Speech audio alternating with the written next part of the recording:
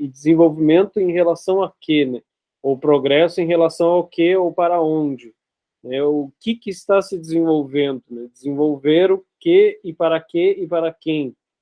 Quando você tem a primeira noção de propriedade, a primeira noção de que algo é meu, ou de que algo, ou que nós estamos produzindo e queremos resguardar, e que queremos preservar, precisa ser defendido do outro, você tem a noção de propriedade privada. A noção de que algo é próprio, de que algo é meu, precisa necessariamente ser defendido por um sistema hierárquico e um sistema de defesa e de um sistema de violência, que são as características da nossa sociedade, que são todos os pilares do que nós concebemos como a estrutura mínima e os pressupostos mínimos daquilo que nos sustenta e que também produz a série de problemas, como violência, exclusão social, desigualdades absurdas e tremendas, né, fome, miséria, que é o que a gente está vivendo hoje, inclusive no Brasil.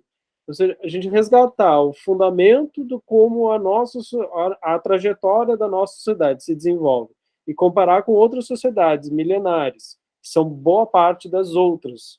Todos os registros da Oceania, África, América do Sul, América do Norte, todas as sociedades tradicionais, ameríndias, originárias, que buscaram resolver os seus problemas objetivos, pensando no compartilhar e no aqui e agora, e não pensando em resguardar para se um dia precisaremos, ou resguardar porque esse meu capital, esses meus recursos, essa minha comida, esses minérios que eu tenho aqui, vão me servir para me utilizar como instrumento de poder e de violência para me defender ou atacar outras populações e acumular mais riqueza, e geralmente isso foi feito para o bem de uma pequena parcela dessa população, chamada elites, foram as elites que buscaram acumular as riquezas. A gente compara com essas outras sociedades tradicionais que buscaram reorganizar o seu modo de troca, o seu modo de produção para aquilo que é necessário, para aquilo todo o provento que é necessário para todos e todas naquela sociedade. A gente pensa, opa, não é? A lógica do nosso ponto de vista, que é esse ponto de vista etnocêntrico, é de olhar, ok, essas pessoas precisam sobreviver e por isso que elas estão conseguindo só o mínimo, eles vivem numa miséria. Não, bem pelo contrário, elas têm uma abundância, porque elas não querem juntar, elas sabem que se juntar, ou se, por exemplo, que é um ótimo exemplo também, elas sabem que se você pescar uma quantidade enorme de peixes, sendo que você nem vai ter onde guardar, quando a gente olha isso ao nível histórico, isso começa a ficar muito interessante. A gente vê que a nossa civilização, pensando desde o momento da ruptura com o período medieval e o começo do capitalismo, mercantilismo, capitalismo, pensando que a gente tem aí, vamos botar no máximo 300 anos desse modo de produção que a gente tem, e comparar com a quantidade de tempo que todas as sociedades viveram e sobreviveram em harmonia, em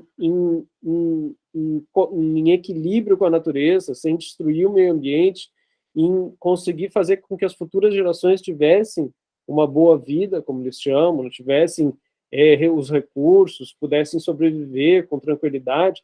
Essas populações viveram viveram milhares e milhares e milhares de anos da mesma maneira, né? E aí, né?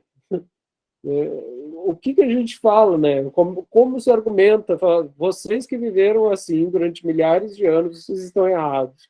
E nós que estamos em beira do colapso ambiental, do colapso social, com miséria, com fome, nós estamos certos. O nosso modo de pensar, de ver o mundo como isso, precisamos juntar alimento, porque precisamos nos desenvolver, mas desenvolver para onde, né? Então, é óbvio que essas outras populações olham para nós e pensam, vocês estão loucos? Vocês estão loucos? Vocês estão na beira de um colapso. Os seus, que eles consideram nós, né, os brancos, os seus, eles falam assim, vocês, os brancos, estão passando por miséria, por fome, por violência, por guerras, por sofrimento, e vocês estão falando que estão indo em direção ao desenvolvimento para onde? Né? Para o quê? Né? Vários, inclusive, interpretam como, sim, estamos indo para um precipício, para um abismo. Esse é o caminho que a gente está traçando. E os impactos ambientais, né, e os efeitos climáticos são a prova mais viva e mais clara disso, né?